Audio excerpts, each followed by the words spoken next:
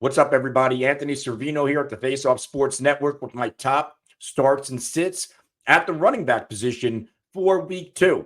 Last week, not a great opener for myself in this video. I went 2-4 with my picks, my top start, Aaron Jones, my top sit, Chuba Hubbard. Let's try to shake off the cobwebs and get things going. In week 2, we're going to start with my start of the week. J.K. Dobbins. I absolutely positively love J.K. Dobbins this week.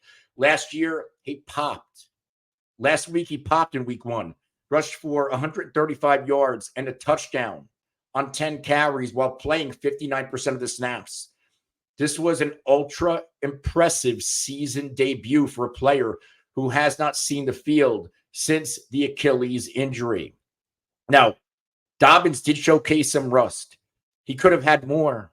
Could have had another touchdown, but he was caught from behind on 2 big runs. But it is worth noting that, once again, this was his first game back since that significant Achilles injury.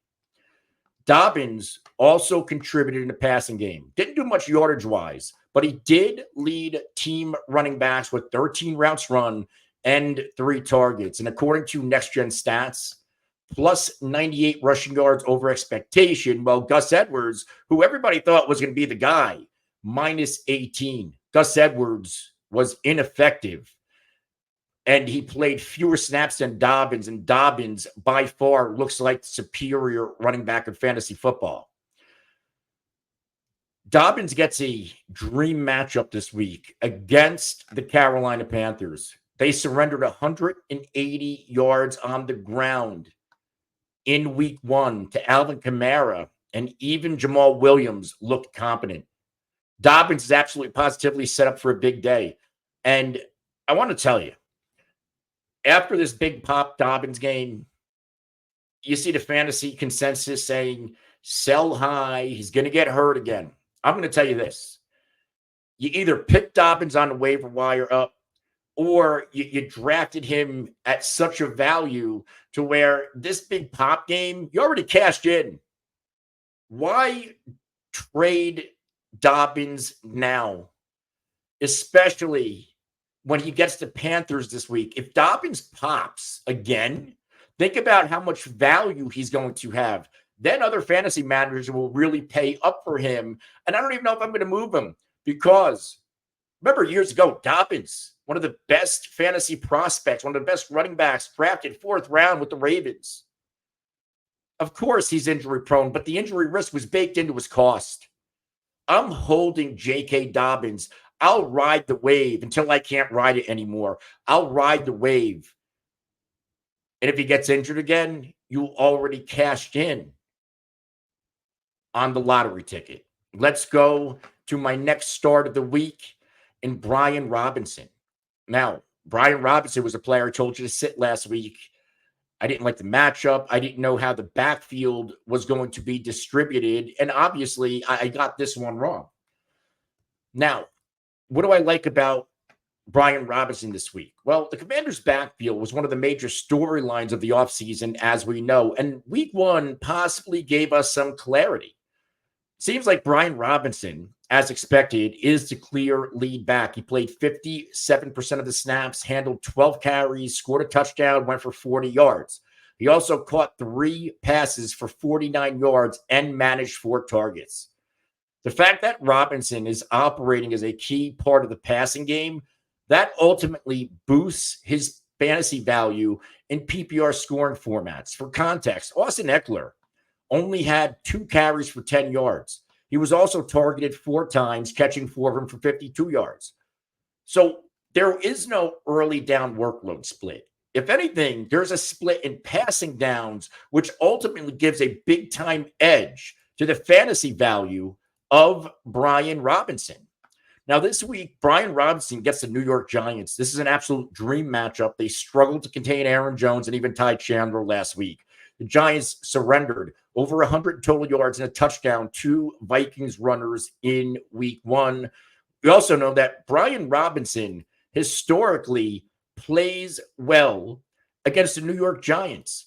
In fact, he's gone for over 100 total yards in 3 of 4 career meetings against New York. Brian Robinson's an RB2 with potentially RB1 upside if he can compile a complete game. Let's go to my final start of the week. Najee Harris. And Najee Harris was quiet in week 1, but I absolutely love him in week 2. Najee Harris dominated the Steelers' backfield, carrying the ball 20 times for 70 yards. He also caught one pass for 9 yards. Now, the stat line was not eye-popping. We know this. But thanks to Arthur Smith, Najee Harris well out-touched and out-snapped Jaylen Warren, solidifying his role as the guy. It's also worth noting that Najee might have been a little bit banged up going into week 1. You know, he had some offseason ailments from the preseason. So maybe in week 2, Najee Harris is fully good to go, and he looks a little bit more explosive than he did in week 1. I love Najee Harris this week. He gets a soft matchup against the Denver Broncos. Denver's front seven, their defense was smashed and gashed by Kenneth Walker and even Zach Charbonnet. Those two Seattle runners combined for 115 yards and a touchdown in the season opener. Even Geno Smith rushed for about 30 yards in the score at the quarterback position. Dating back to last season, Denver's been one of the worst teams when it comes to defending enemy running backs, especially at home. I absolutely love Najee Harris this week. I love the matchup. I love the fact that he's dominating snaps. I love the fact that he's dominating touches. Najee Harris in week 1, 98th percentile when it comes to percent of yards after contact. 45% broken tackle rate, which is 99th percentile. He was also 96th percentile with week 1 touches of all running backs. I'm all in on Najee. He's a touchdown away. If he gives us last week's numbers and scores, he's in that RB2 range when it's all said and done. And we know Arthur Smith. Najee is absolutely positively his guy. And I think we see that even more so in week 2. Let's go to some of my sits. And yeah, this is one I really got wrong. And Zack Moss. I was low on Zack Moss coming into the season. I was high on Chase Brown. Week 1 didn't help that cause because Zack Moss was dominant in touches, in production, and even played double the snaps of Chase Brown. Now, 65% snap share for the aforementioned Moss. 9 carries, 45 yards, and a touchdown. He also added 2 catches on 4 targets for 17 yards. Now, while Moss saw the majority of the workload over Brown, the Bengals offense did struggle, right? This isn't going to be for long. The Bengals offense had a few bad breaks, especially they had the Gesicki play that they ruled him out. And then in the same series, Tanner Hudson, he catches, he's going to score, and he fumbles on a goal line. Those are momentum shifters. We also know that the Cincinnati Bengals, they are perennial slow starters. This week, Cincy, they get the Kansas City Chiefs. The Chiefs' defense, they were pretty good. They held Derrick Henry in check in week 1. Derrick Henry scored, but they held him to fewer than 4 yards per carry. If the Bengals fall behind early, which is very well in the range of outcomes, the game script is going to flip in favor of Chase Brown. Now, I know that Cincy, they were trailing a lot in week 1 as well, but that game was seemingly within reach. Kansas City can realistically play with a 2-score lead for the majority of this football game. And I would expect Chase Brown to be the primary receiver out of the backfield. Again, Moss did see 4 targets, doubled Chase Brown in snaps. But despite only seeing 16 offensive snaps, Chase Brown did handle 6 touches, including 3 receptions for 12 yards on 3 targets. He also ran 12 routes. So on Chase Brown's 16 offensive snaps, he ran a route on 12 of them. That tells me he's in the football game. They're going to throw him he's going to be running a route on passing down. So I'm out on Moss this week. He's probably extremely touchdown dependent to return fantasy value. Let's go to my next sit, and that is Javonte Williams. And this backfield's a mess. This team's a mess. And I have to sit Javonte until I see otherwise. Now, Javonte played 52% of the snaps, but his performance was overly underwhelming. He logged just 8 carries and only 2 targets, so 10 total opportunities. Meanwhile, Jaleel McLaughlin carried the ball 10 times and saw 5 targets, 15 total opportunities. Neither running back could get anything going. Neither running back surpassed 30 yards. The Bengals offense, led by Bo Nix, looks terrible, which doesn't bode well for any running back in this backfield. But at least if you have Jaleel McLaughlin, he's going to get some PPR opportunities. Javonte Williams this week faces a really tough matchup against Pittsburgh. And I get it. Bijan Robinson had a nice game. Javonte Williams, not Bijan Robinson, folks. And the Steelers, they've historically been good against the run. We know this. The Steelers, they've allowed the 8th fewest fantasy points to running backs on the road since 2023. And until we see Javonte Williams get more consistent usage and production, and we need to see this offense click overall under Bo Nix, I don't feel comfortable starting Javonte Williams because last week against Seattle, Seattle's run defense last year was terrible. They were especially terrible at home, and they erased Javonte Williams. And I don't think Javonte or the Broncos offense bodes very well in week 2. Let's go to my final sit, and I might take some heat for it. I am sitting Josh Jacobs in week 2. Now, Josh Jacobs is somebody I was out on all off season long, and his ADP obviously begins to go spiking in the right direction post AJ Dillon IR stint, and we know Marshawn Lloyd got hurt, and everybody's like, oh, this guy's going to be a bell cow. Maybe, but if you watched that game against Philly, Josh Jacobs did not look good.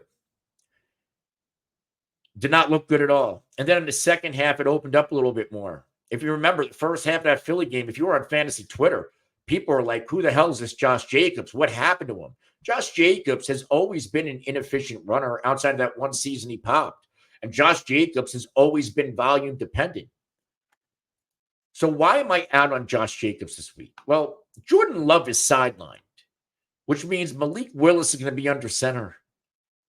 What does that mean? Well, I expect a lot of stacked boxes from the Indianapolis Colts. The Colts defense, they were gashed by Joe Mixon last week. That was also a prolific Texans offense led by C.J. Stroud.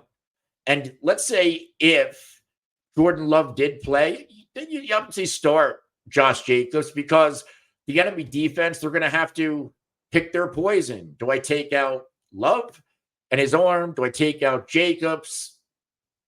Now, the Colts, all they have to do is stack the box. Okay, Malik Willis, you beat us. And if they go to Clifford, all right, Clifford, you beat us.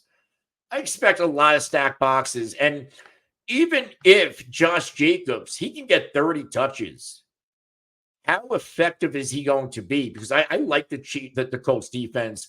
They did not perform well last week. But again, you're playing an elite offense, an ascending offense like the Texans. You're probably going to struggle. I don't think the Colts defense is as bad as it looked in week 1. And I think they give the Packers and Josh Jacobs a lot of fits this week since Green Bay is down their outstanding young quarterback.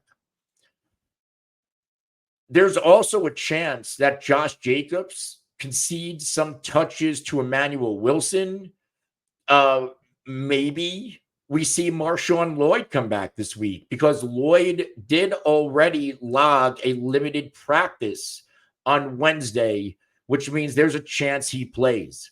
And because Malik Willis is probably going to start, right? Or Clifford, these running backs are going to be busy. And I don't see Josh Jacobs dominating the touches. If Marshawn Lloyd plays, he's a superior receiver out of the backfield than Josh Jacobs. And I think the lack of pass catching opportunity that I expect from Josh Jacobs, that also lowers his fantasy ceiling. And even if Lloyd isn't active, Emmanuel Wilson didn't play bad, and he's also a solid receiver out of the backfield. So I am sitting Josh Jacobs. I believe Josh Jacobs is an extremely touchdown-dependent player in week 2. In fact, I'm scared to start most Packers this week because there is no Jordan Love. The only one I'm really comfortable with is Jaden Reed, because Reed is versatile. They can get him involved in many different ways, and he is an explosive playmaker. But that's going to do it for today. I'm Anthony Servino. This is the Face Off Sports Network. We'll be live the rest of this week to answer your fantasy football questions. And if you have questions that need to be answered, hit the subscribe button, the alert icon, so you can be notified when we are live, so you can come on and get your questions answered with a lot of context. Until next time, I'm Anthony Servino. We'll see you later.